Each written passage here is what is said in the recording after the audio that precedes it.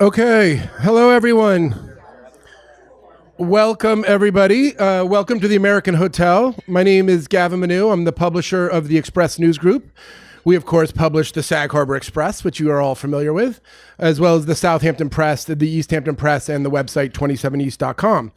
Today's Express Sessions event is a little bit different than what we've done in the past, where we kind of focused on one topic. We've been doing these now for 8 years, starting right here at the American Hotel. I'm sure, thank you, April. I'm sure many of you were probably in attendance at that first one, but it's not that we've exhausted all the topics, but we did want to keep up we wanted to open it up a little bit to just kind of what's on everybody's mind. You know, we don't want to pretend like we know all the answers or are sitting in a room deciding what you all want to talk about. So we called it Local Matters. We did it in Southampton Village a couple weeks ago. It was really great. And after this, we're making stops in East Hampton, Hampton Bays, and West Hampton with the same theme. So today, of course, we're going to focus on Sag Harbor Village and, Noyac, North Haven. All those communities also use the village as their downtown. So we do have a great group of panelists that I'll introduce in a moment. But first, I do want to thank everybody here at the American Hotel. I sat on the front porch with Ted Conklin 8 years ago, and he said, let's have lunch and invite a bunch of people in and talk about things. So that's what we did. And they've been a great supporter ever since. So thanks to the hotel. And speaking of from the beginning, I also want to thank our presenting sponsor. Rocco Carrero Wealth Partners is a financial advisory firm based in Southampton. He's been a tremendous supporter of ours, and I'd actually like to invite him up. Rocco is right here with us today. Rocco, come on up.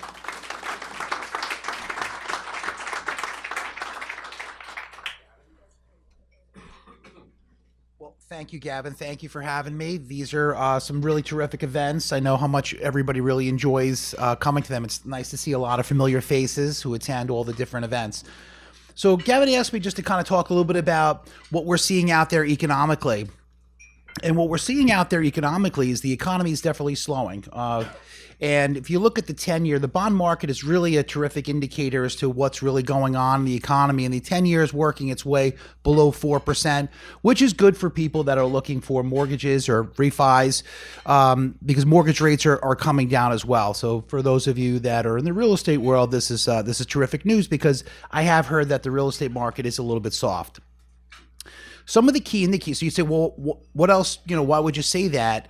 And we follow very closely restaurant stocks, and restaurant stocks are usually the canary in the coal mine. And you can kind of see what's happening out there with those big restaurant branded companies, that when their stocks are impacted, it's showing that the consumer is starting to slow with their spending. And some of those reasons tie in with inflationary costs, right? The input costs that the restaurants have to charge in order to pay their employees and their food costs, which is also an impact of it. But the good news here is that the inflation is definitely slowing. If inflation wasn't slowing, the 10-year would not be below 4%. So all of the inflation that we've seen post-COVID, we're not going back to the prices that we saw post-COVID, but the rate of escalation, because you saw prices going up 30, 40, 50%, the rate of escalation is slowing dramatically. So prices should start to moderate, which is really terrific for the consumer. So what we're experiencing right now is something that is normal, right? These things happen throughout economic cycles. I don't believe that we're going to go off the cliff like an 08, 09 economic environment. But I do think that, consumers and investors should be cautiously optimistic and make sure that you're prepared for the next 10 to 12 months. So if somebody's drawing from their portfolio, you want to make sure that you have cash available for the next 10 to 12 months, because nobody knows what the future is going to bring. So that's what I wanted to share. All right. Thank you, Rocco. Thanks. Rocco brought up COVID, and I basically had him on speed dial in the first few months of that pandemic. So he really is a great advisor and much appreciated. Also, thanks to our session leaders, the Adam Miller Group, which is a law firm based in Bridgehampton, as well as Advantage Title, which is a title firm with its main East End office in Riverhead. Chris Nuzzi and Kathy Rondazzo are with us today. Thank you so much. Also, a special thanks today to our Sag Harbor session partners. The Sag Harbor Partnership, which many of its board members are with us today. The partnership is currently working on a big project, as a lot of you are aware, to take on the restoration of the Sag Harbor Fire Museum. So they are in need of support. They've got a website with a donation page, so I encourage everybody to help out. Also to the Sag Harbor Chamber of Commerce. I know many of the members are in the room today, board members.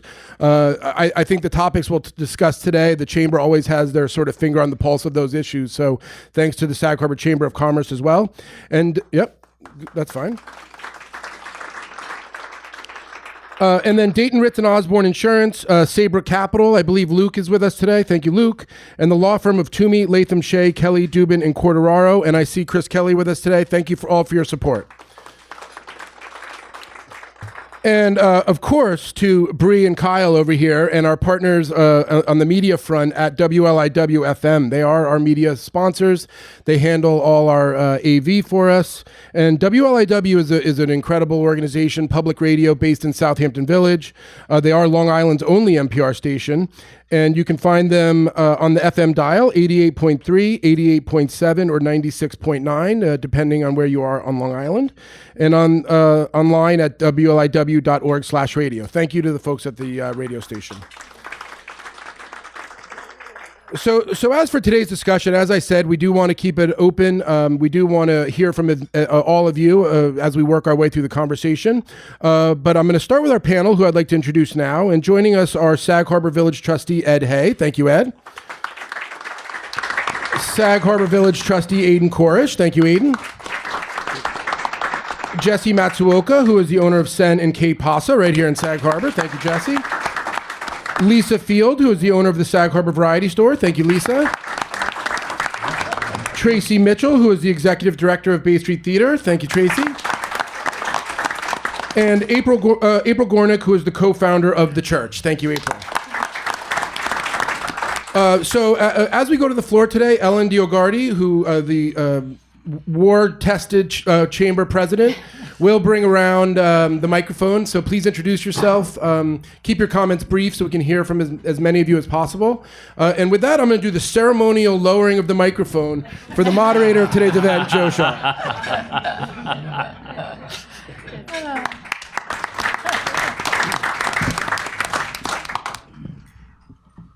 Someday they'll get a tall editor. Hello, everybody. Always happy to be back here. This is such a great room for this, and feels like the kind of community conversation that we like to have.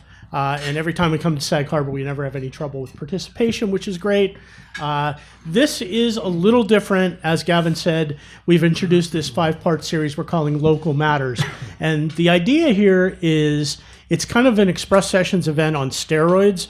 We want you guys to really drive what we talk about today. We didn't want to come in with a set topic where we were going to focus on that, because one of the things we've found, and it's funny because it's especially true in Sag Harbor, I have to say, is that we come in with a topic, but we always end up talking about several topics, because most of the time things are very complicated. The example I would give, when we did this in Southampton Village a couple of weeks ago, there were a couple of topics there that you couldn't talk about one without talking about the other. So it didn't make a lot of sense to sort of focus in on just one topic. So we really do want to open the conversation up. So what we're going to do is this. I'm going to do it a little differently this time than we normally do.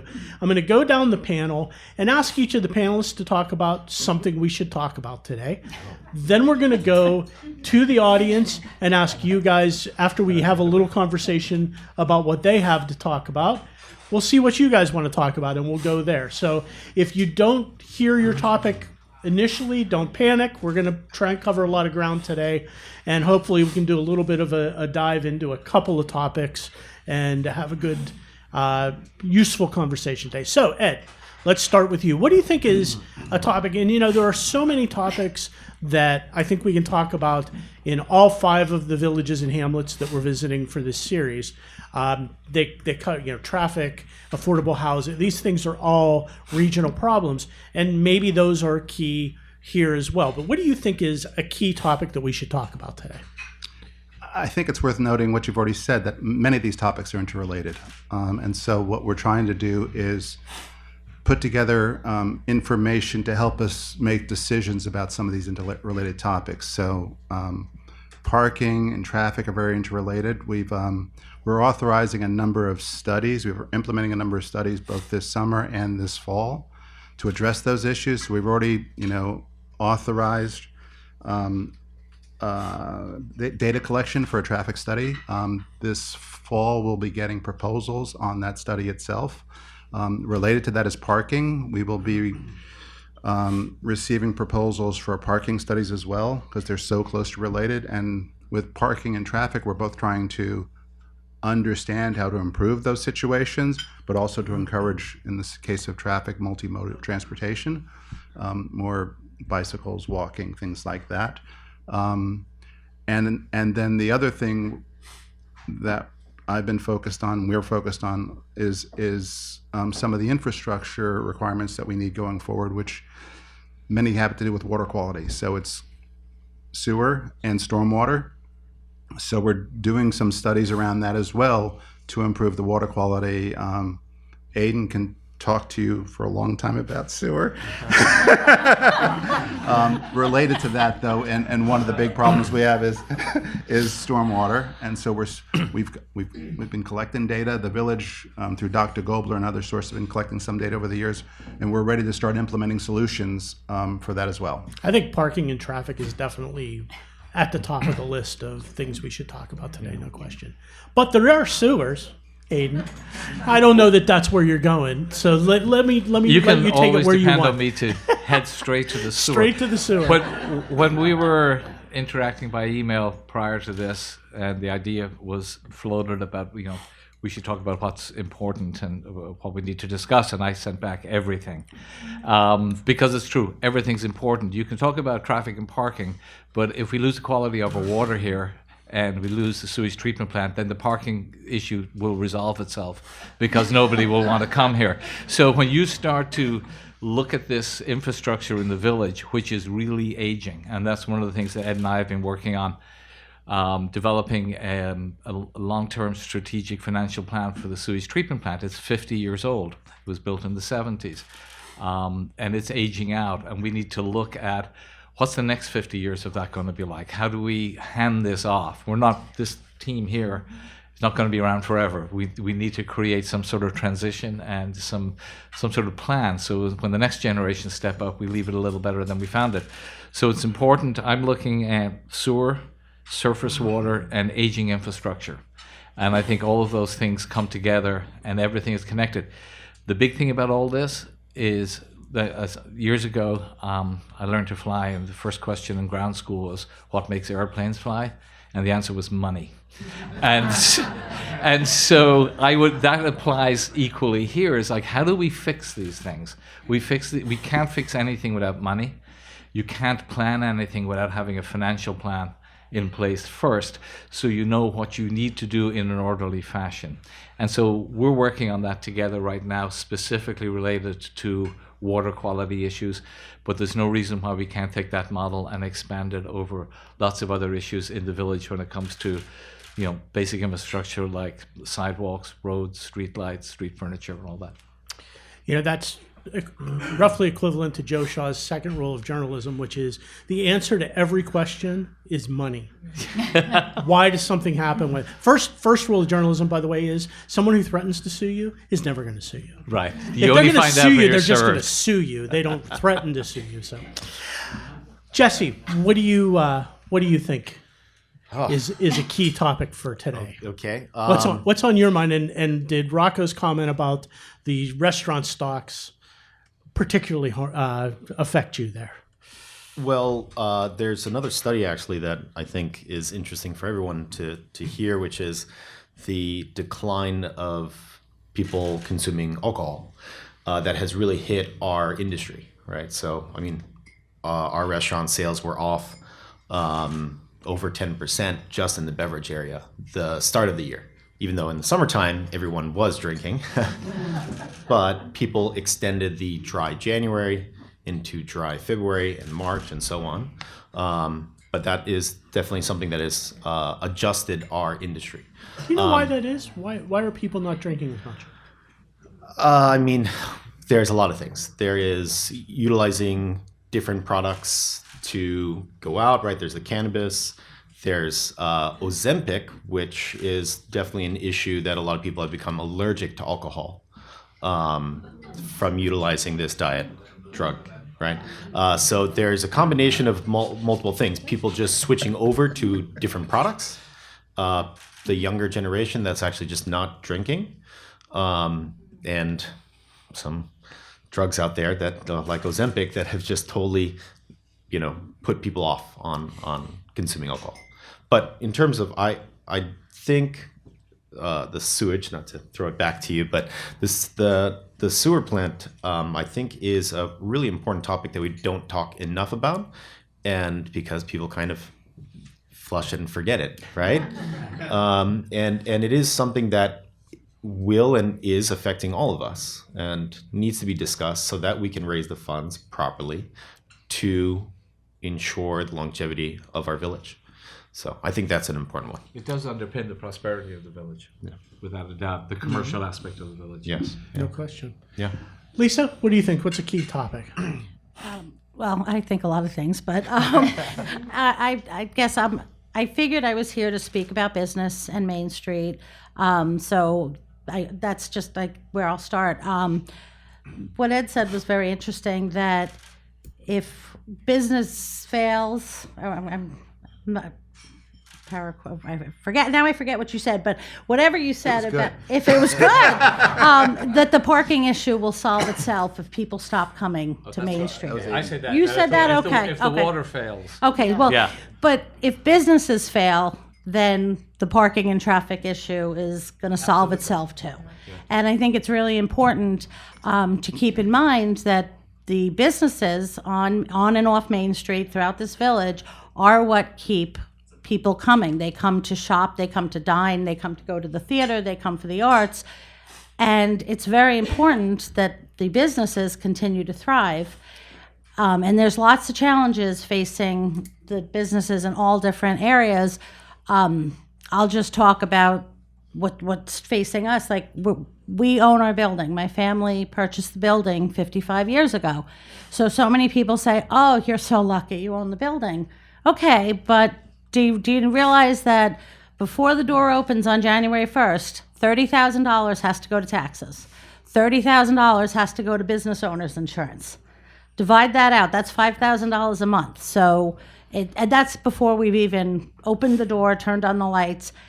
And I understand the village needs money to keep things going, but they're happy with their success over the paid parking, and look at the money that brought in. We're going to use that for this, that, or the other thing, but it's at the expense of the businesses. So I just kind of want to put that out there. Let me ask you a quick question, Lisa. 55 years ago, if your family hadn't bought the building, do you think the store would still be open? Absolutely not. Okay. You can just look across America.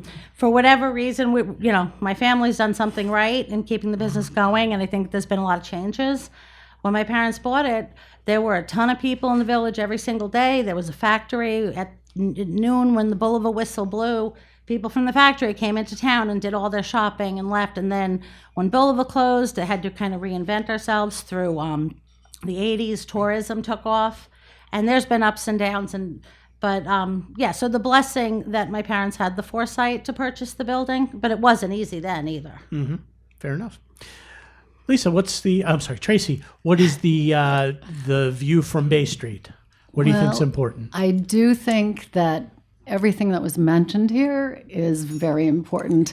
What Lisa was saying is, we do not own our building. I think everyone in the village is aware of that. So when Ellen first told me we were talking about parking, I'm like, oh, I could talk about parking. And then the next email was, well, we're going to talk about development. I'm like, okay. But our primary issue is that we don't have a permanent home, and that within the village we're finding all of these issues that just become even more and more escalated every year. Like what? So, like parking.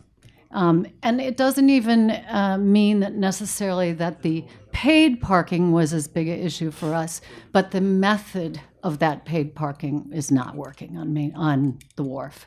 So I literally am approached every single night by well over 100 people as to, why can't I get this to work? How do you expect us to do this? And so they're all frustrated before they even experience what they've come to town for.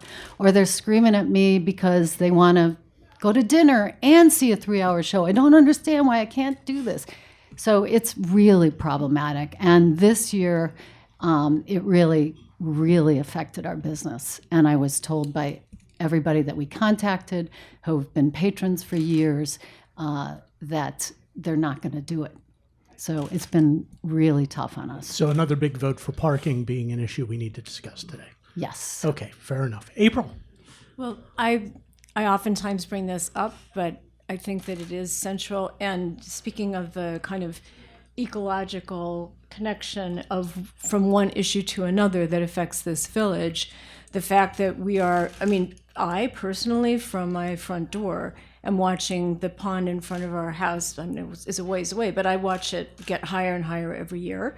It's starting to flood more regularly and with small storms. We were just talking about the fact that Bridge Street did that in the last relatively, short rain.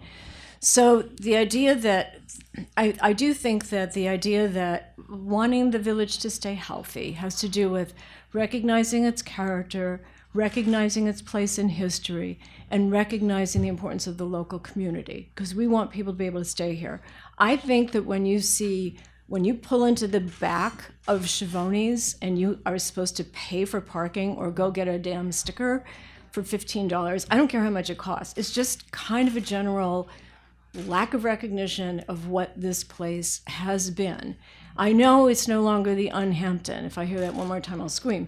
But I do think that there's ways of recognizing serious problems that we're all facing, businesses, anyone who is invested in this community for any reason, when you watch water come up. So when we talk about, say, Adam Potter doing a development along Bridge Street, which I mentioned just flooded, that is a complete flood zone. The back parking lot was a flood zone. Most of us remember Sandy, I hope. So the whole idea that the village wouldn't, my wish list would start with, I wish that we could somehow legislate in this village protection for areas that we need for the future of children and children's grandchildren and everybody going forward, because otherwise I think this village will really collapse. And I'm really afraid of that, genuinely. We're extremely invested in it with the church and all the wonderful people and the friends that we've made and the way that it's expanded for a lot of people. Their sense of this being their home and they're a place where they can exercise their love of culture. And that extends out into the rest of the village because they discover Bay Street and the cinema and the historical museum. It's just wonderful to be a part of that. But for my level of anxiety, I'd start at having to protect really the fundamentals. And I'm sorry to come down so hard on the paid parking, but I think it's been an abysmal failure. It just has not felt right, and people are mad at it. I can't tell you how many people asked me, like all during this summer, I just got a ticket. What am I supposed to do? I got to get out of this ticket. This is crazy. I couldn't make the thing, just like as Tracy was saying. But those are little things compared to, I think, the big problem that we're facing. Okay, fair enough. So with the audience's indulgement, what we'll do is explore some of these topics. I'd like you guys to participate in that conversation. Then we'll go to the audience and see if you have some other issues to raise as well. So let's start with parking.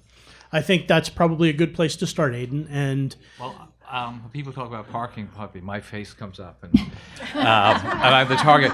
And so I'm here to listen. In the spirit of this discussion, I've heard a lot of people complain about the parking and complain about the systems that we've set up, even though the same system is used across the country. It's used at East Hampton Village, used in East Hampton Airport. I'd like to know what your ideas would be. How should the village approach parking that would help your business? Long Wharf, you can park for 5 hours, which I think is enough time for dinner and a movie. So that's accommodated there. But I'd like to hear what it is, how you would like to reorganize parking in the village. I would just say that the actual mode of what we have, with a system that's based on, I understand it's used across the country, but we do not have the internet capabilities and the cell service of any other, area. So it's problematic because it just won't even If open. there was a kiosk, So that yeah, people could so go to? you want to Okay. use a credit card, and just have to tap it like every place else. I think that would be a great start. So it's not so much the fact that there's paid parking; it's the process and the procedure that you Yeah. interact. So, Okay, that's and, really- and just to ask that question again, so it's not necessarily the app itself, it's that the app doesn't always work as well as it should because of connection issues and things like It that. rarely The works. app itself also Yeah, it's, doesn't work. So Okay. there's a lot of people that are like, oh, I finally got on with the Wi-Fi, but now the app has stopped in the middle of processing it, right? So Right. Okay. it needs adjustments. So let me ask you guys, I think, and stop me if I wander afield here, but I think part of the idea with the app too is to allow people to add time so that they can stay in the village and do things like eat and go to shows and eat afterwards and things. That's going to be hard to do if you have to go back to a kiosk all the time. I think that's a lot less problematic than what we have going on now. Okay. We can add kiosks. That's Yeah, a really good idea. exactly. That's a positive thing that can come out of today's discussions. So talk a little bit about the village's approach with where you're charging for parking and where you're not charging for parking. And Ed and Aidan both. If You want to could share this burden, Ed? You start, I'll jump in. Okay. I'll make them share so the we burden. have originally Long Wharf was built. We had some grant money, but it also cost the village a lot of money, and all of this has to be paid for somehow. So village funds, when we set up paid parking, the idea was and still is that we use that money to enhance transportation issues, walking, biking. So all of the money so far that has been raised from paid parking has been used to fix sidewalks around the village. We still have some bad sidewalks. It's a work in progress. But the amount of slip and fall or the trip and fall accidents are down. We're now have just over $100,000 is going to be spent in the next 6 to 8 weeks in grinding high points on pavement. So it's that general maintenance.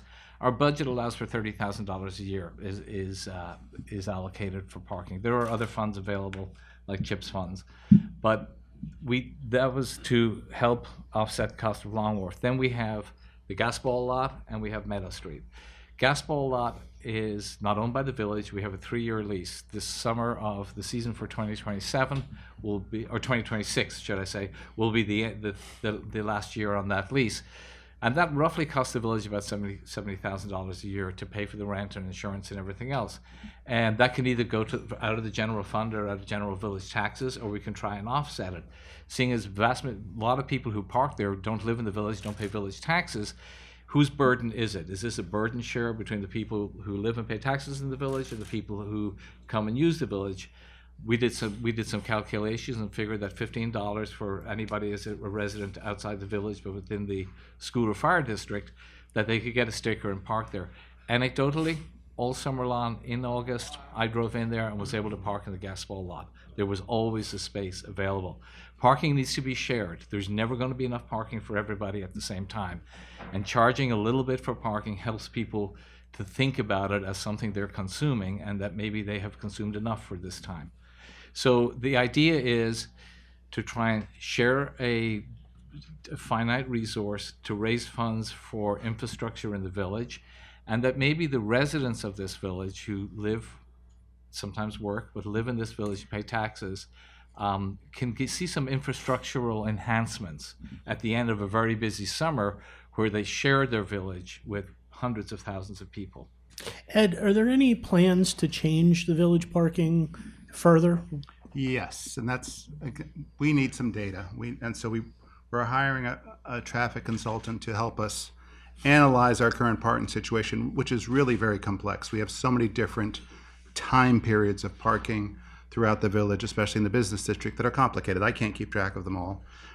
We have a few paid parking locations, and we have some parking that is almost completely unregulated or unenforced, which is 24-hour parking, 3-day parking that people just stay in for a long time, using up village parking spaces with essentially no way for us really to currently enforce them.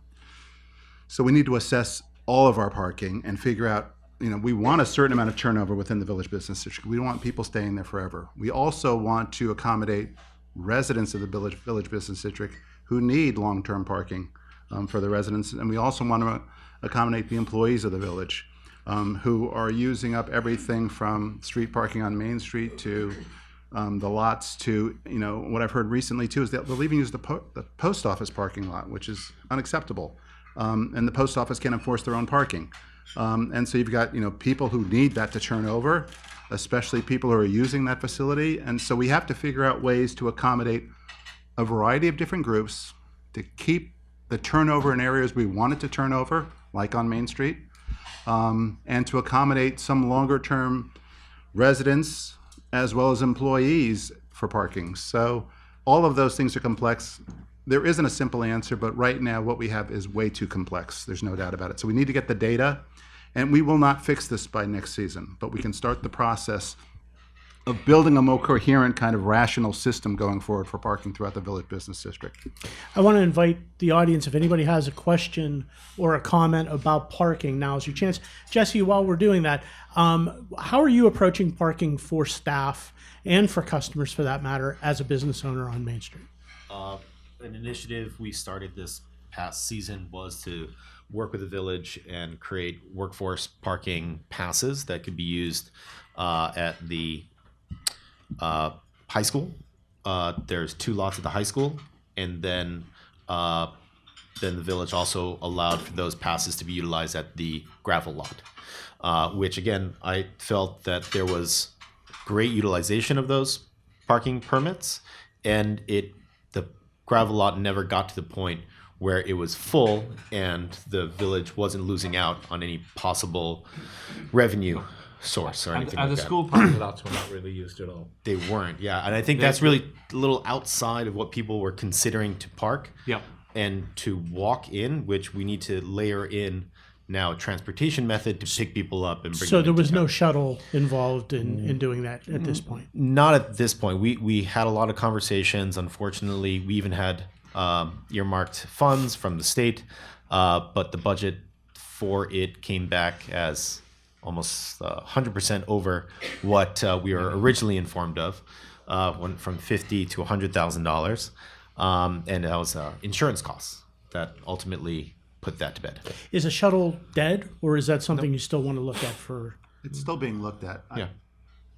Again, I don't hold out a lot of hope for that, honestly, as being a good solution, because once again, enforcement by the business owners with their employees. I mean, there seemed to be virtually no interest in anything that far away from the business district by employees.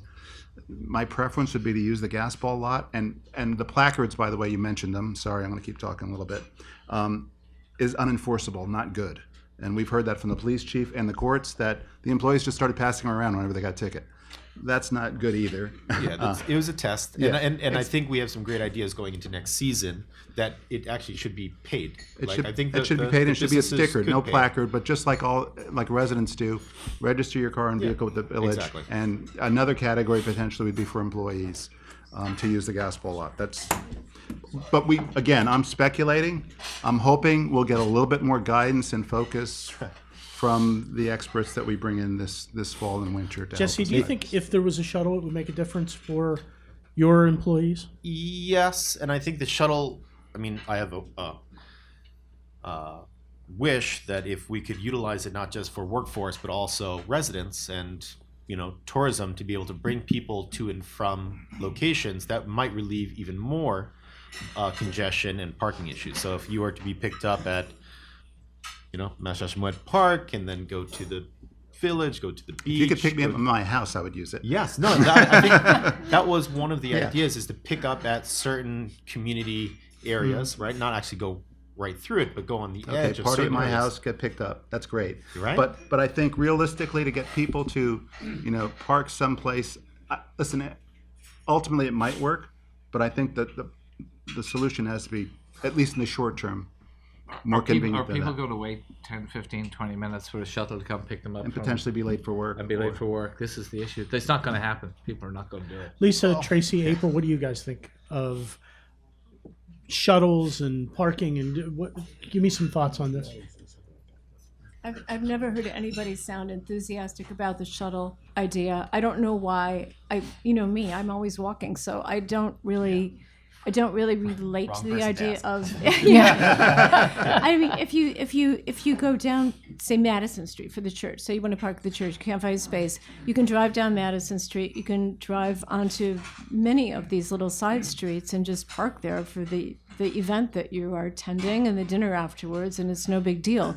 I just don't understand why there can't be. It seems to be like an American blight that people just cannot imagine having to walk 15 minutes into the village. It's just unimaginable. And yet, if you went to, I've said this before, sorry, but if you went into New York City, if you lived there, and you found a parking space on 89th, and you were going to someplace on 86, and it would take you 15 minutes, you would be so happy. You'd feel like a genius. So why is it so murky here? It's just like people want to be exactly in front of wherever they're going. It's a suburban mentality that I think is goofy, but I wish we had like some sort of campaign to make people think differently about this. We do have a larger, older population, though, and those folks cannot. They just simply cannot walk 15 minutes. It's really tough. And, that's a number of people that go to the theater as well. So I see it from both sides. I do want to give a shout out to Jesse, though, for this great attempt. The very first year for the employee parking, it was really, and the rest of the people that worked on that, on the chamber, it was a really great start. And you can pick apart pieces if you want, but it was a first-time effort, and it was really a lot of work, and they are to be commended for that.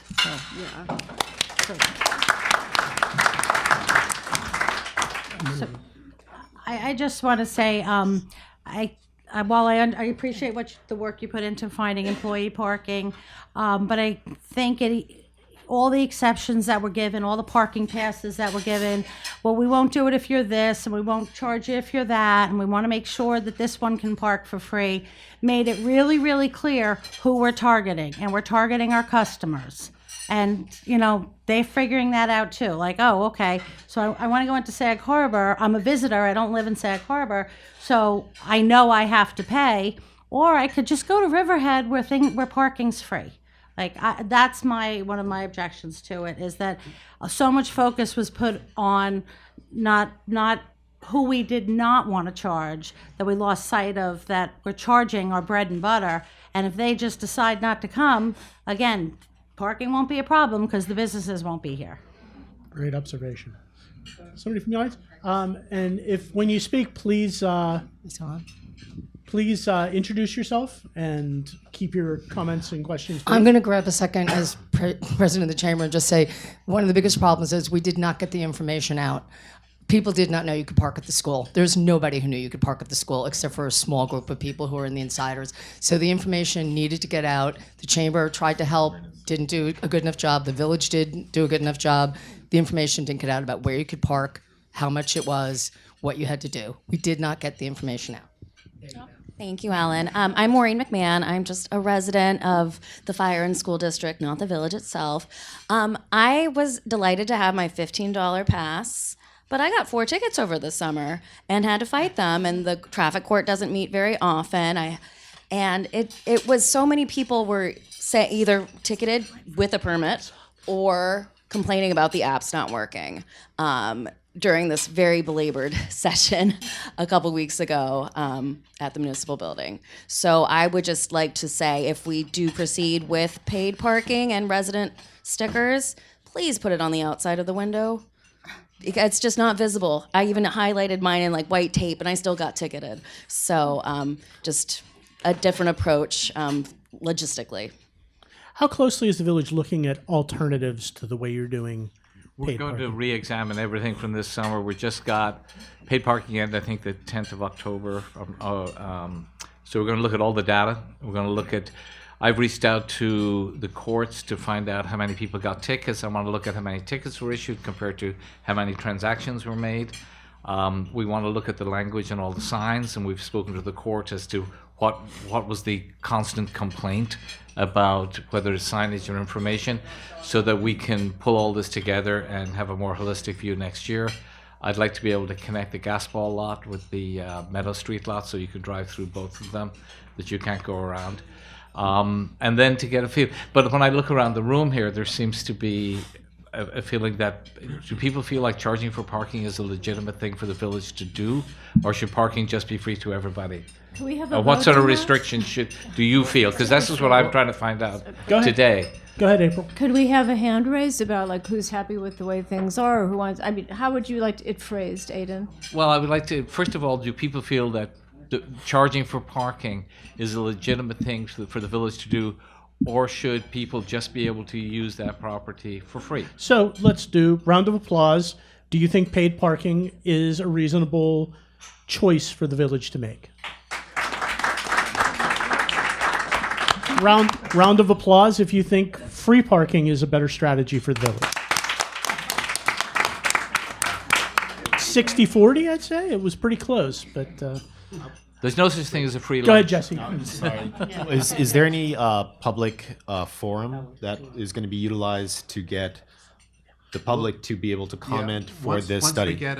Once we get the study in, it will be presented to the public. For the traffic study will be presented to the public, as well as the parking. Probably sometime this winter. Let me ask a really dumb question.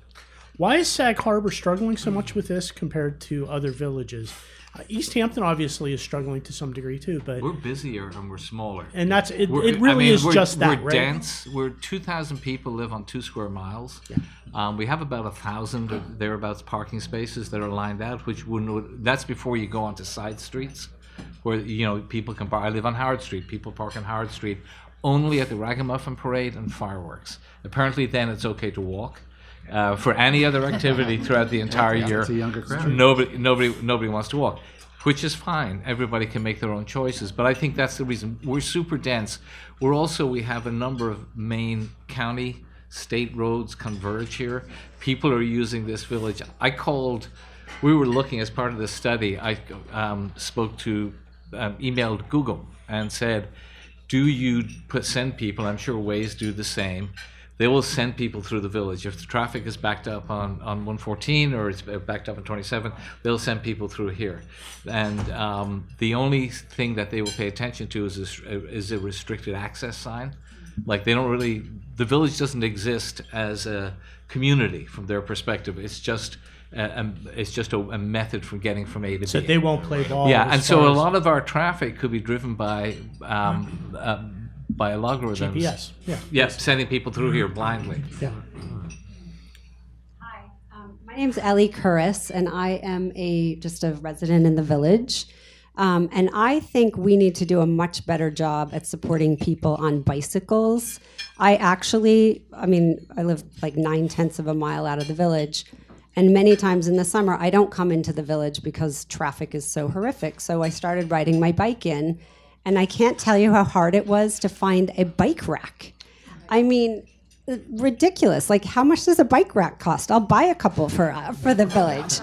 And I understand we don't want people riding their bikes through the village, but directing them at the top and bottom of Main Street to places to park their bicycles is a simple fix for people riding bikes. We should talk. Yeah. Is that go ahead? Sorry. And that was one of the original ideas of paid parking funds, was for transportation issues that are not automobile centric. And so we started off with sidewalks, because our sidewalks are in a terrible, walking is probably the most basic form of human transport. But bicycles was the next thing. It was getting bicycle racks, bicycle lanes, and that could be part of the study that Ed's been talking about. So I agree with you 100%. it's on your radar. Yes, it is. Go ahead. Introduce yourself, Susan. If you would like to donate to the Sag Harbor... Introduce yourself, Susan. What? Introduce yourself, please. Can I what? Introduce yourself. Oh, I'm so sorry. I'm Susan Mead, and I'm co-president of the Sag Harbor Partnership, and there are bike racks that John Battle designed for the partnership, and we worked with the village to place them around town. We would love to do more.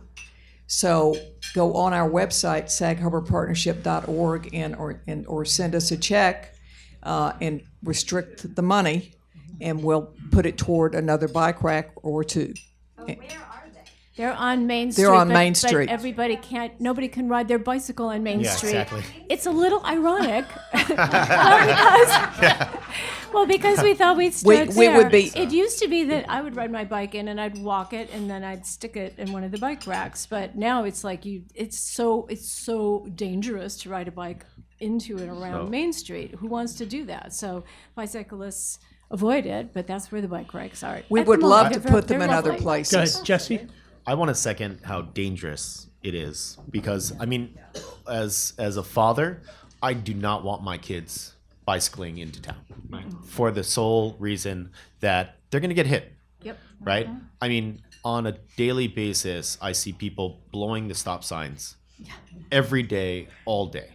So with that in mind, I think if we did create some kind of better bike lane, better signage, whatever it is. Could we create bicycle parking at the windmill? Just take away 3 or 4 parking spaces there. Don't take away parking space. Well, we can't. But you could lose three people in 3 cars and replace them with 20 people on 20 bicycles. Well, I think we have to create the safety measure and bike lanes first. Then from there, it will allow people to feel safer about taking their bicycle into town, and then that will relieve the congestion part. But I think it's a little bit backwards to then take up parking spaces before there's like this mentality that you can just bike into town because it's Hi, I'm Joe Shaw. I'm going to introduce the crazy idea here. Has there ever been a conversation about shutting down Main Street to vehicular traffic and opening it up just to pedestrians, bikes, that kind of thing? I realize you'd lose some parking spaces, but has that ever been a conversation? Well, we have a firehouse on Main Street. It's also a main thoroughfare for if you close Main Street down, and if you need to get a fire engine across the bridge. There's a lot of moving parts there, and again, it's not a decision or we could really discuss today, but it'll be part of a bigger study. Okay, fair enough. Yes, sir. Joe, on your idea. Introduce yourself, please. Chris sir. Kelly from East Hampton.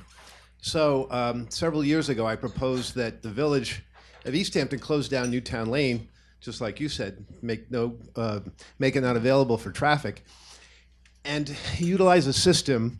And this had an idea of the idea here was to provide some jobs for college kids, but have valet parking. And hire a bunch of college kids, put a canopy or tent in the Rouge and parking lot. You could do it here at the wharf, and have them valet park cars more remotely, so you're not using up all the parking lot in the downtown. So people who are staying for more than an hour, let's say at a restaurant, they should have no objection to a remote parking, and addresses, I think, April's concern about people not wanting to walk very far. Now, nobody has to walk far. You have some personnel caravanning cars back and forth to remote lots. There's also a bespoke quality to that kind of fits the area nicely. If you could pull into the village and have somebody park your car for you, kind of interesting. Also, aren't bicycles seasonal? Is there a problem with winter biking? I was just in Amsterdam. I'm not kidding. The pouring rain, millions of people riding their bikes. Yeah. With their kids in little buckets riding their bikes. Yeah. There are a lot of cities. There's a lot of cities that are where bikes are much more part of the travel infrastructure. There's no question about it. Introduce yourself, please, sir. I'm the former Jim LaRocca. And one of the privileges of being the former Jim LaRocca, former mayor, is that people still talk to me in the village and tell me what's on their minds. I would say that everything I hear, I don't keep a formal count, but parking leads the questions and complaints that I hear. And I would associate myself with everything you guys have pointed out. I'd also make the observations. I was a skeptic about some of this paid parking, but it occurs to me that we haven't created a single new parking place with the money and the activity, and it may be because it's impossible.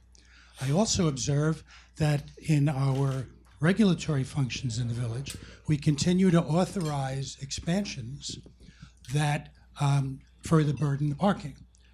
The second story now on Page. There's a rumor now that they're going to want to put a second story on Corner Bar.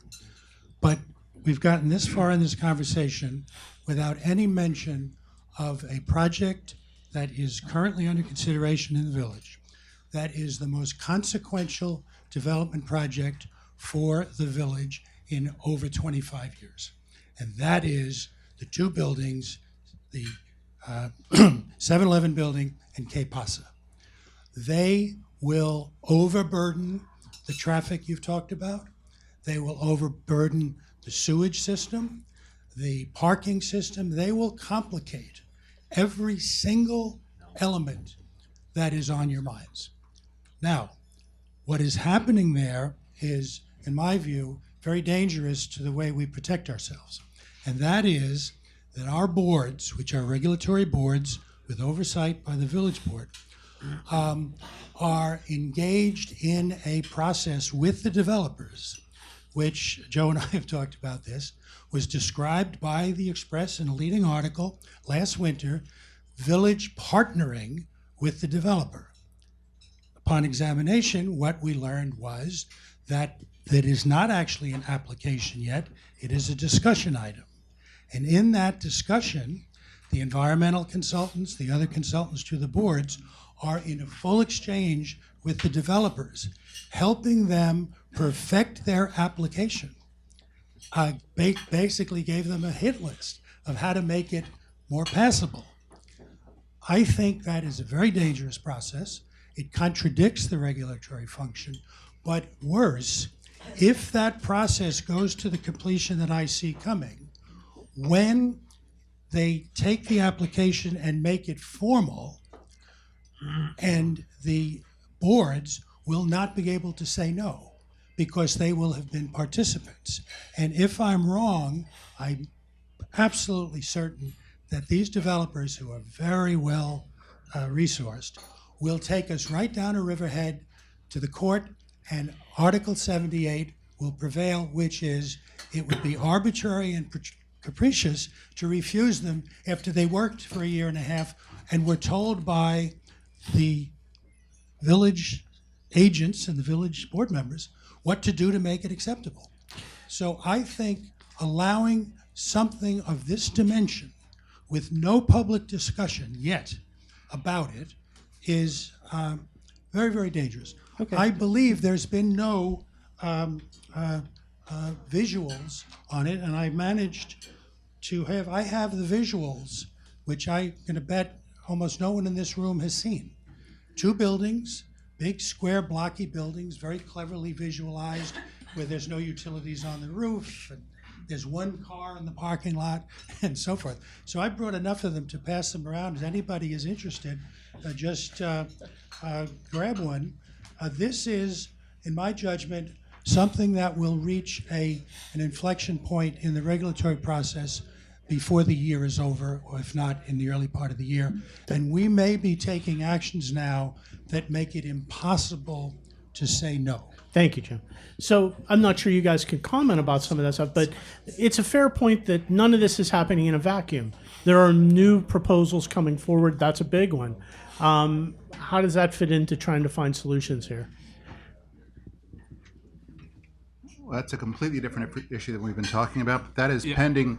There was a preliminary, according to the village process, presentation to one of our appointed boards for public input. That process took place, I think, last November. Which project are we speaking of? 7-Eleven. 7-Eleven. And so, I guess my point, though, is putting it back into the context of the conversation we're having. These issues all have, the village isn't sitting still while this is happening. There are new things.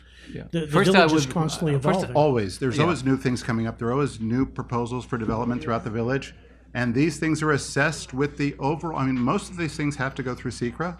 They have to assess parking, traffic, environmental impacts.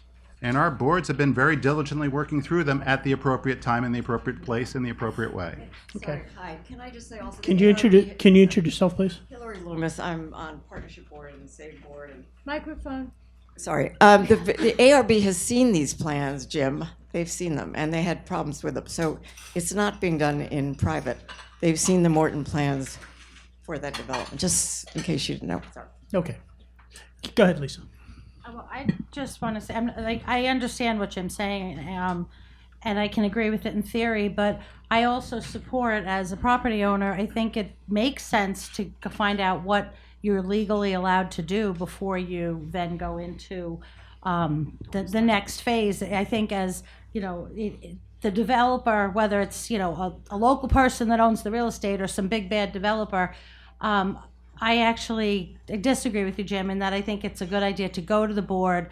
There are rules in place and be like, hey, how can I develop within the rules that already exist? I would just like to say that I reject completely Mr. LaRocca's inference that there's some sort of coordination going on with these projects. It's really an abysmal thing to say, and shame on you. The people in this village and all of the boards work diligently to respond to every application that comes in, and you know that. All right, I want to switch gears here. I want to go to the business community and the arts community and what can be done to improve the situation there. And we're talking about parking, and there are obviously some nuts and bolts things like that, but what are some other things that the village and really village residents can do to improve things for businesses, the arts community that relies on people coming into the village to visit? Talk about that a little bit, guys. Yes. Spend money. Support the things you love. I mean, I can tell you this. There are so many people that come up and say to me, we are so lucky to have, the cinema rebuilt and you guys here and the church. And I will say to them, when was the last time you saw a show at Bay Street? Yep. Oh, I can't remember.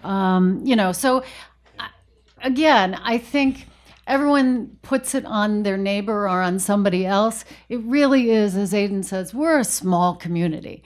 And so if we don't feel strongly enough to make sure to support these arts institutions, which, by the way, everything you've heard and read about in terms of what's happening with our government payments is absolutely affecting us all. We did not get $275,000, which is something that we normally would apply to our Literature Live program. Now, to date, we've served 48,000 students for free. And this may be the last year of that program if we don't get back to supporting it and being able to support it with other funds. And where those come from, I don't know yet. But I will go down fighting for every last chance I can to produce this program. We've had it in place for 17 years. Same thing with all of our free programs that we do. We have a community-supported night for every show that we put on, every play, every musical. We have a pay-what-you-can night. How do we pay for these things? I ran the numbers the other day. If you had to pay for a seat at Bay Street Theater for 1 year, $23,000 per seat to keep the place going. And if you don't think we take blood from a stone, all of our supporters here know that, and our community supports us. So all I can say is we will do our damnedest. We're going to work. I'm glad someone brought up the idea on the wharf. We've been talking about it in terms of shuttling people with some kind of service.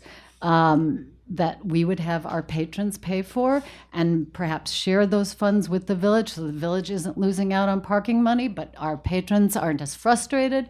So we're trying to do everything we can to remain where we are. April, what are you seeing? What are the trends at the church? We do a lot of... First of all, I want to say that one of the most impressive things about this village as I was learning about it was the Literature Live program at Bay Street. I think it's brilliant. It's brilliant, and it's so what this village is about. Offering for free. that school children can have the experience of really well-produced live theater with great content. It never looks like a kind of an easy decision of what they're showing. There's always something that's profound about it and inspiring. And so kudos to you for that. I hate hearing this about you losing money, but I mean, at the church, we're kind of on our own little track. We try to celebrate all the arts. Our tickets are like ridiculously low cost. They go from like $10 to, even when we do benefits, we keep it below $1,000 just because we're trying to make it available to anybody who's interested. I wish we could get more local people interested who may just think, of some sort of like posh cultural thing. And we're like working hard to work with the schools. We have a program tonight that is all about bonds that we can form with Pearson and other institutions, other educational institutions out here, to try to keep that all stitched together. But, thinking about the way that developers have been dealt with in this village, I just think that there's an overarching thing. We can't build that big down on Bridge Street. If 7-Eleven affects our infrastructure, et cetera, villages should have to have some agency whereby they can say, we can't do this. If you bought this property, we're really sorry. But right now, we realize we're in a climate crisis and you can't build a 3-story, $85,000 square foot building on it. It's hardening. Water will have no place to go and it'll make everything worse and it'll threaten everything. But I think the village needs more agency, or to take more agency. I just don't know how it's done, but I do know that New York State is pro-development generally, so it makes it very difficult. But a lot of this has to be improvisational at this point because we don't have a big master plan that we are following and stuff. And I'm not faulting anybody on that. I kind of like the way Sag Harbor has always grown in a kind of a mavericky way and done all sorts of surprising things and like, for instance, the discovery for me of, I'm sorry I'm going on, but the discovery of the Firehouse Museum like 10, 15 years ago was such a revelation. I thought, this is the greatest little crazy museum I've ever been in. And so I'm so happy that we're trying to rebuild it now. I really, really want to see that happen. But I think we need all of these things, the edifices, the way that people are invited into the village, the way we treasure our local customers and families who've been here for generations, the way we really pay attention to that and try to keep that going has to be like front of mind in every kind of decision that happens here. Fair enough. Audience member with a question? Oh, okay. Yes, my name is Ray Pettigrew. I truly agree with what you're saying, April. We're reactionary to what's going on in this small town. I was born and raised here. Just tough seeing all the change, and I don't know why I'm getting so emotional. I do. I don't blame you. I don't blame you. It's not where I was going. Some other things like with the parking, I'm going to jump from that. I'm going to go into something that's a little colder. With the parking, it's not just cars, it's boats. They just did that big, huge thing out there. Are there any funds coming in from that can be applied to your studies and such, is one question. Second question, in those studies, is there anything that is looking into the Ubers and the Lyfts and everything else that's clogging Main Street and running amok, so to speak, in the evenings of, like show times, dinner times? And I think Jesse was great, and like a Cavalier for trying to create these shuttles and stuff. Is it possible to get like an Uber pickup and drop off, like this gentleman from East Hampton here was saying, kind of like a valet thing for, not just individual patrons, but maybe something where we can designate some parking for these Ubers. I don't know how many times I was walking Main Street seeing Uber drivers asleep in their cars running, taking up spots on Main Street. Not a lot, but at least every night I would count 4 to 5 of them every night. maybe it's not a lot, but hey, it's something, right? So if we're looking at like little points and trying to make, kind of like a big impact, what's the best foot forward? And unfortunately, we're behind the 8 ball, and we're being very reactionary to a growth that was never perceived across the entire board, from water and sewer and parking and business. And that's where I would like to see some studies done in a plan going forward rather than a reactionary study. They've been talking about parking and housing and all of that since like 1980. And there's been very, very little progress. So I'm frustrated. I have 2 kids, so. Ray, I want to, before you give over the microphone, I want to ask you if it's okay with you. What were you going to say when you got emotional? Because I feel like I'd like to hear that. I'd like to hear what it was that raised that kind of emotion. Like a lot of people know the last name. I'm a 15-year, like 15 generations. Is it the nature, the changing of the village? Is that what's affecting you?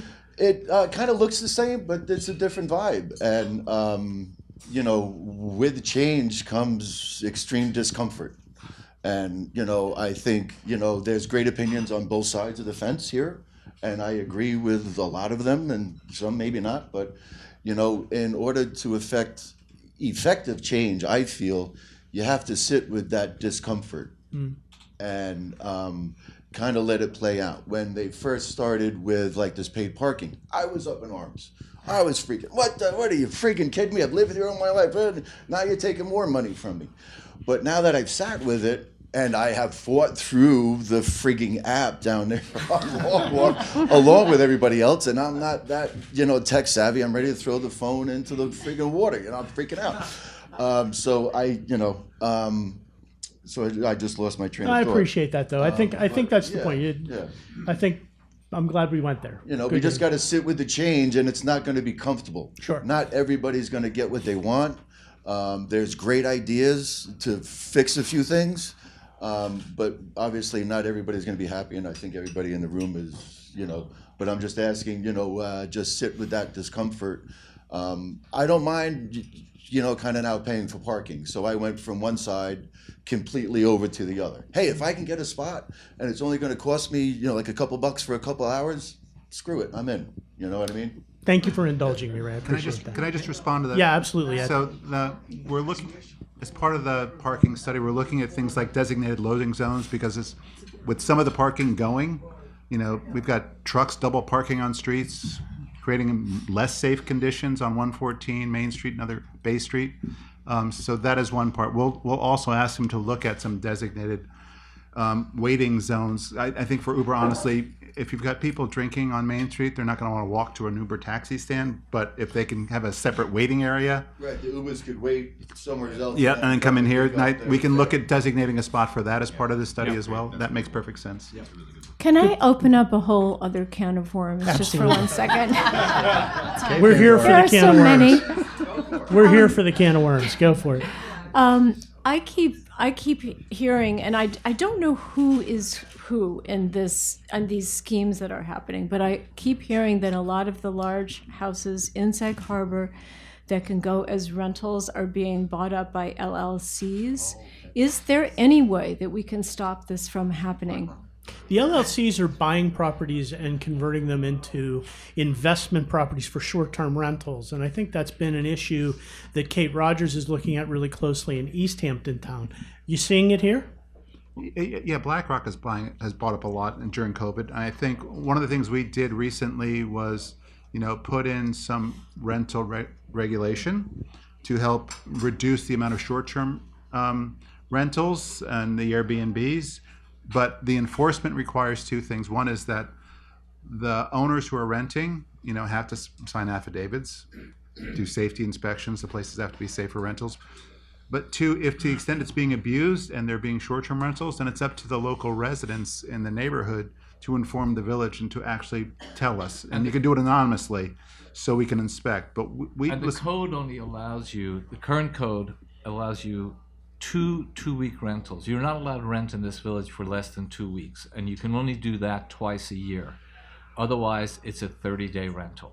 Do you have a system in place to monitor that? No, enforcement is, for the village and everything, the enforcement is the problem. So no, we don't. We absolutely do not. But people, you know, unless people call in and say, Call hey, in. We're a my small neighbor community." has got new renters every weekend. Yeah, that's the sort of information that's almost impossible for code enforcement to find out. I mean, we're a small community. If we want to fix this, then we got to participate. Keep in mind, we've got one building inspector, one code enforcement officer for the entire village. We've got, at most, 2 police officers on duty at any shift during any time during the day. So enforcement is a huge problem. We cannot enforce all of our regulations. We cannot enforce all of the code. So community involvement is important to help us do that at times if there's true abuse going on. What's the penalty for violating that? There are fines, there are, Are they enough to? No. Discourage it? Well, wait a second. Before everybody says no, somebody call in and let us know, and let's see if it stops.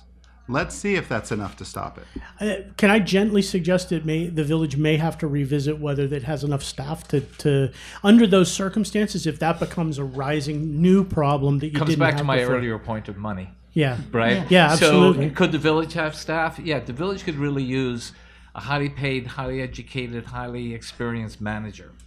The village could use an awful lot of things.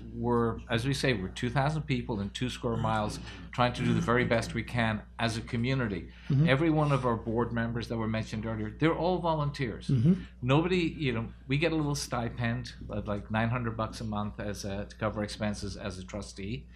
I know all of us, and we do it willingly. I love this village. It's given me a community. It's given me a life. It's my family were raised here. We had an amazing education. I know an awful lot of people in this room that I would never have met. I love them. I respect them.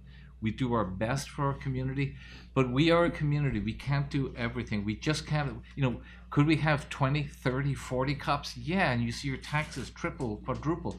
So we're constantly fighting that balance as to how do we provide the services that are required and yet make it a livable place for everybody? It's a challenge. And no it's a question. challenge. Yeah. And I would urge everybody who's here to get And involved. it's something we're constantly assessing every budget cycle to look for. And by the way, it's not just a matter of money in some cases. If you look at police officers available for us to hire, non-existent this past year, completely. Who can afford to live But east, yeah. that are on the Long Island list for us to hire from. It's almost zero. Here at comes times. affordable housing. I warned you we're going to go there. Go ahead, sir. Hi, Kevin Menard, owner of Dragon Hemp, also board member on the chamber. Sort of a call-out question. I've been seeing more businesses with papered windows in Sag Harbor and on Main Street, right next to me. The farm in Henry Lair, it was papered and remained that way all season. It's still now. Washington Street, I believe there's a pop-up on Main Street that's kind of closed for the season. And just question what you guys think about that and how we can prevent that from us becoming East Hampton. I couldn't agree more. Two different things, though. The one I think on Washington Street is a construction project. We'll look at that. I don't know what the code currently provides or doesn't provide for papering. Or We'll what look New at York it. State- It's been raised to us in the last Yeah. few weeks, so And we'll start looking at that. Yeah, and we have to look at, we operate under the home rule of New York State as to what it is we could do to enforce that. As to what can we literally tell people you have to stay open 365 days a year? I doubt it, but there may be other ways to achieve a similar end, and we need to get creative and look at that. I agree with you, though. I hate it. There's communication with the landlord that something has to go in there. Even if the window is dressed and looks alive. Exactly. Yeah, Beautify it. yeah, beautify it. Yeah. Yeah. I mean, Jesse, you were to say something? More cans of worms. I just want to pose to everyone what their thoughts were on franchises coming into town. I know that the village had talked about for decades about how to keep large, big box stores out of our village, and I think we have done an amazing job with the village. That everyone now, right, all other villages look to Sag Harbor to try and replicate it because they have turned over to these franchises. And I'm afraid we're kind of, unfortunately, letting, well, the dam is totally blown up, and we seem to be going in a direction that is going to convert our village into what everyone else is complaining about. What can the village do on that front? Wait, Right. Susan Mead knows, but New York State won't let you ban big box stores from coming in. No. Massachusetts lets you ban if you want to in your little municipality, however big it is. But Yeah, but but- guys, we're Susan not Mead. talking about big boxes. We're talking about chains at this point. We have really good regulations prohibiting big box. In 2008, Sag Harbor and others were involved in the regulations with the village, and that the issue now is Franchises. the franchises, Sure. the smaller chain stores, and Nantucket is a great example. However, it's not in New York, but it's my understanding, and I haven't researched it properly, but it's my understanding that the state of New York has allowed more restrictions relating to franchises than they had when we did the code in 2008. So that and the combination of looking at closure and these stupid signs or non-signs that are going up in windows, we need to be visited very quickly. And it cannot wait for a comp plan. That's a 2-year process. Yeah, yeah. I'm talking about next week. So that's my comment. Before we leave the conversation about businesses, Jesse and Lisa, I want to ask you guys, in the last 5 years, can you tell us how your clientele has changed? How has your customer base evolved in the last 5 years, 10 years? I'll ask each of you. Lisa, you want to go first? Definitely within the last 5 years. So that takes us back to like during COVID, which I kind of think a lot of it started. We've lost so many of the year-round locals that had lived here for years. A lot of people took advantage of the real estate market and the high prices, sold their houses, moved away. So how that reflects in business is our new local is really the second homeowner. Like more and more, that's what we're seeing. Is that we have the tourists, we have the day trippers, all that. That's definitely like the gravy. But our local base is becoming more and more the second homeowners, and we see that in the off season, especially because Monday through Friday we don't really do a whole lot of business, but on the weekends we do, and that's the second homeowners coming out. Jesse, how about you? Trying to put together a good way of saying this, but over the years, we've seen the second, homeowner, second homeowner boom. But at the same time, I think we've also seen a lot of people that have moved out here full time, new faces, new families, which is fantastic. But as the consumers, the time that they eat or go out to restaurants has actually changed a lot. So if you go previous or before COVID, Sen was open until 11:30 at night in the summertime, and we were seating up until 11:30. That has totally changed, right? Nobody comes out after 10 p.m. Anymore, right? So that's an hour and a half of customers coming through. That Are you totally still been lost. open till 11:30? No, there's no point in being open until 11:30. But we're just seeing bigger rushes for that 7 o'clock dinner rush.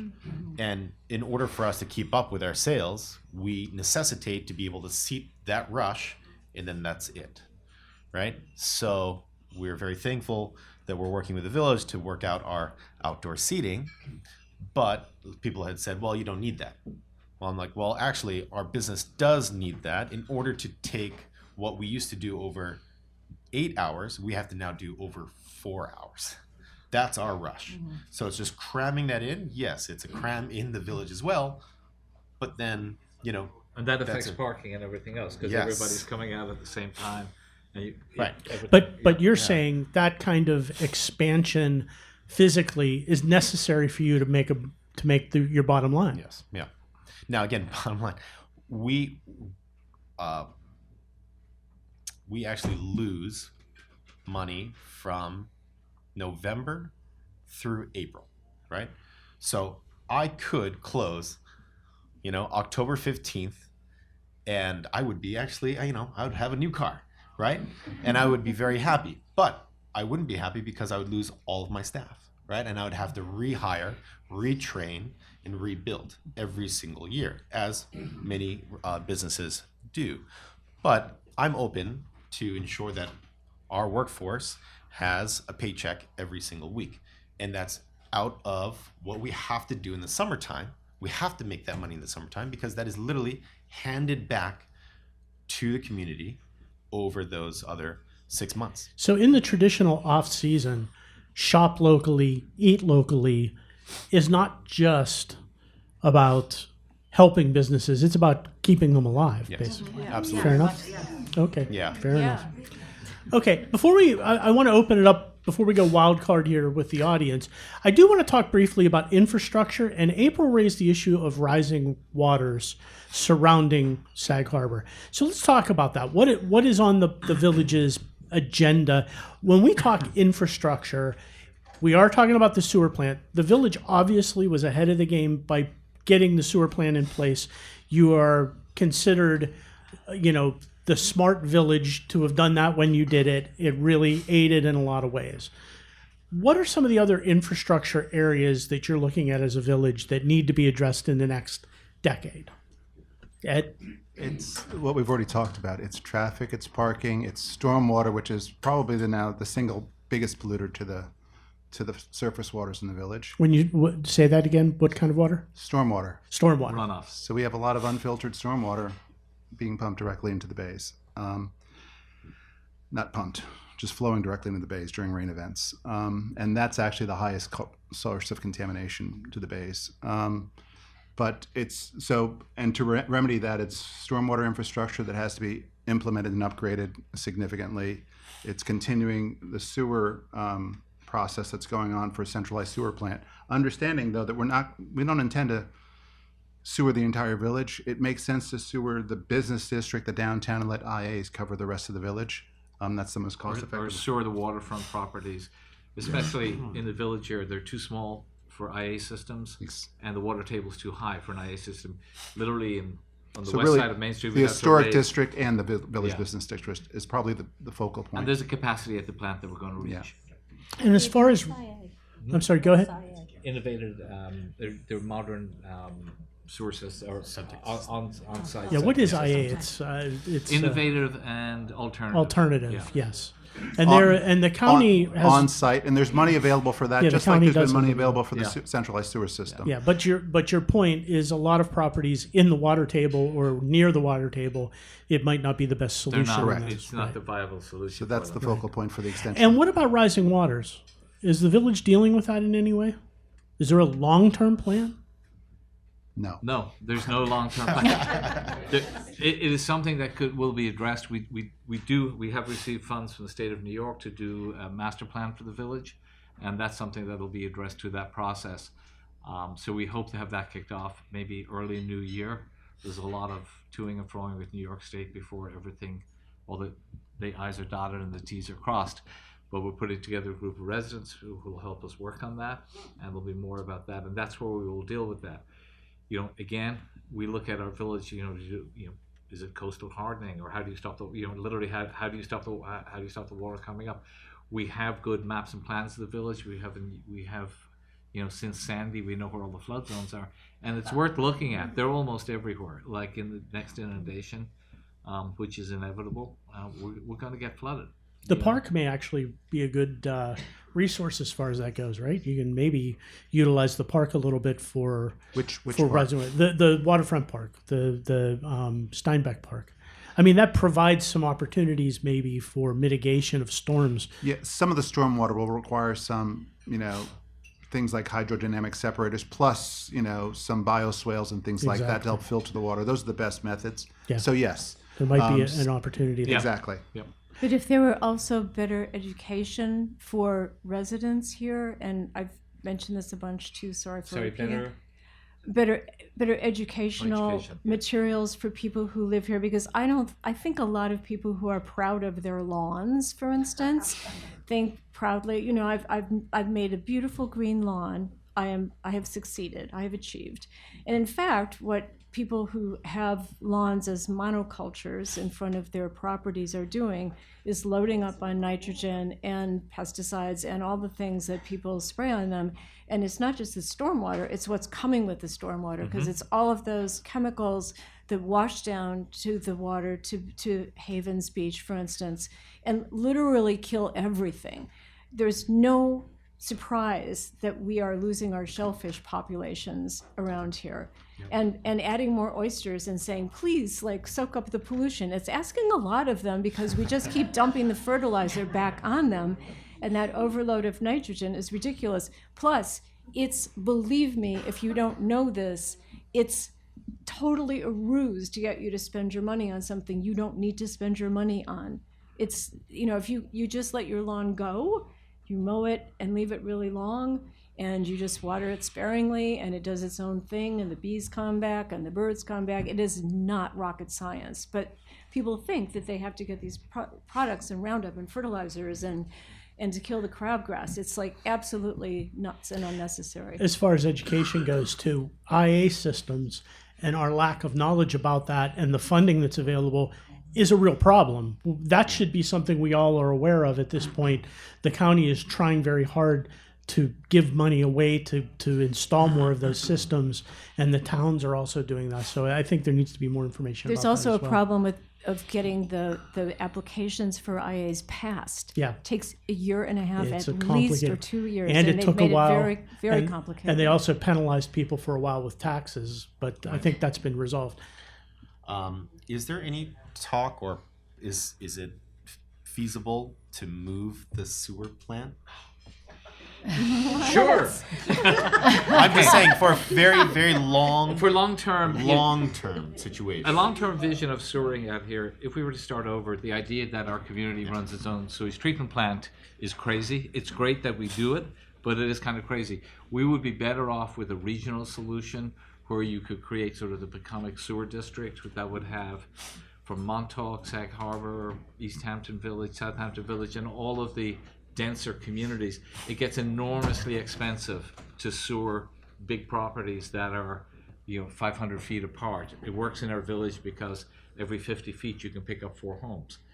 To do that, we have to modernize all the plants and maybe have a central location where everything was run from an office somewhere in the middle of all this in Bridgehampton. As far as moving our plant, that's a really big deal, but it's something that about 4 years ago, I had a very loose conversation with Fred Thiel about how would New York State be disposed to, let's say, the biggest problem of moving a plant is where are you going to put it?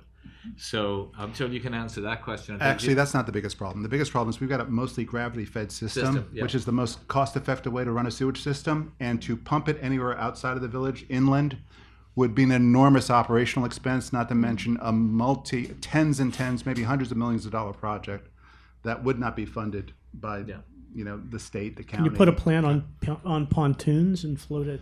the goal would be to get it away from the water, actually, and let. Fair enough. But Yeah, it would that's no. So the answer to that is, so I can answer your question just personally, not for the village. No, absolutely not. It would be outrageously expensive, incredibly cumbersome, almost impossible to do without the federal government paying for it. All right, so let's open up the conversation. Hi, everybody. We'll My put you name down is as on the Peggy tag. Gallagher. Exactly.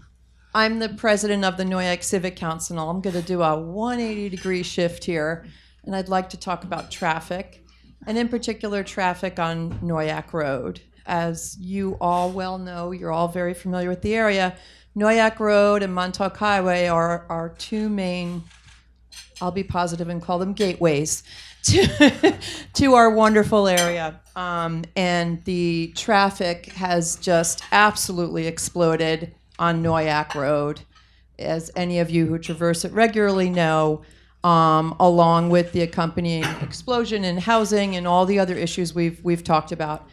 The Noyac Civic Council has been advocating for Noyac Road and what's good for Noyac Road and what's good for keeping people safe, both in their vehicles, biking, walking, pushing a stroller. Holy moly.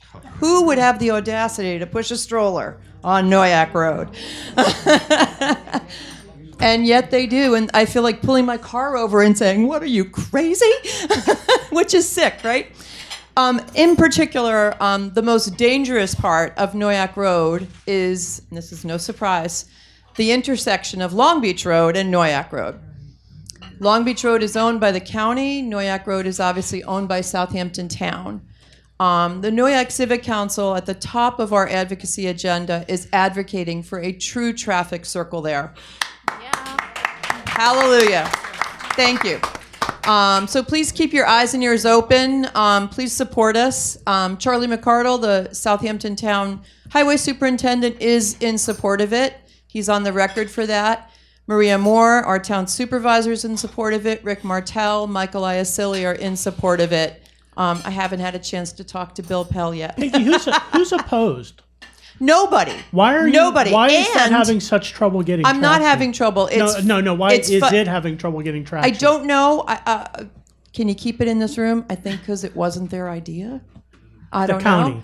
The county and the town need to play in this sandbox together. And the price tag is about between $1.8 and $2 million. A pittance. So I just ask for your support. I'm sorry to do a shameless plug here, but I just ask for your support in this endeavor. We are all aware of how dangerous that intersection is. Serious car accidents. Again, you'd need your head examined if you dared to push a stroller across there. That is the gateway to one of our most beautiful natural resources, Long Beach. So at any rate, just my shameless plug. Thank you for the Important time. issue. Nobody really on the panel who can address it, though, because the village isn't involved, right? Correct. You're not directly involved. So. Yeah, no, I appreciate it, Peggy. Yeah, absolutely. It's an issue worth having a conversation about, no question. Anybody else? Anybody else? Over here? Okay. Hi, Lori Gibbs, and a long-term, lifelong summer resident, now full-time resident. And I guess I'm a little surprised at the poo-pooing or lack of connection between April's observation about poisoning the aquifer and the water and this gentleman's talking about the storm water runoff. I am an avid swimmer, and boater, and the water quality here is horrible. And you must start to make the connection and advocate for something different if you want the water quality to be as clean as it was, or to be as clean as it is now versus in the middle of the summer when it's disgusting. The other thing is, nobody spoke to what it's like being a full-time resident and having to put up with the traffic and the people in the summertime. I mean, the variety store is a treasure, but who has time to come into the village from, let alone July and August, but now it's June, July, August, September. I'm appalled at having to pay for parking. I'm paying for everything else. You must find a way to extract more from the tourists. Perhaps your branding efforts for Restaurant Week can be for 9 o'clock happy hour to 10:30 happy hour to help address some of the lack. But we must start to think creatively about the solutions. And I love your shuttle idea. Why not shuttle the tourists from Out of here. as opposed to constantly burdening the rest of us? I want to answer or propose something to everyone. There are multiple villages and cities and that put a resort tax on, our usual New York State tax. Do you think if we added a 0.05, resort tax to Sag Harbor, which then allowed the village to build a budget to help with some of these things, whether it be a shuttle service, whether it be better biking lanes, whether it be all these other things. Jesse, is that typically like a sales tax or? Yeah, I mean, I don't know. It's no. I don't think that's. I want to hear. No, no bad ideas in brainstorming. Yeah, if it's a couple cents per transaction, it doesn't. People don't really feel it. But there are millions of transactions over the summer. So you're talking about a couple $100,000 towards a budget when it really only affected each person 5 cents, 10 cents, right? I just throw it out there. It's an idea. You've never argued with anybody overcharging them 10 cents for a bag. Yes. I'm unsure if that's within the purview of the village to raise a tax like that. Sure. It sounds to me like it's more of a county or state. But money is at the heart of this to some degree, right? I mean, these solutions all require some money. Eventually, you have to cross the money bridge. I've got one. What about making people pay actual, adequate, punitive fines for instance, tearing a house down to its front door and then rebuilding it supposedly as it had been?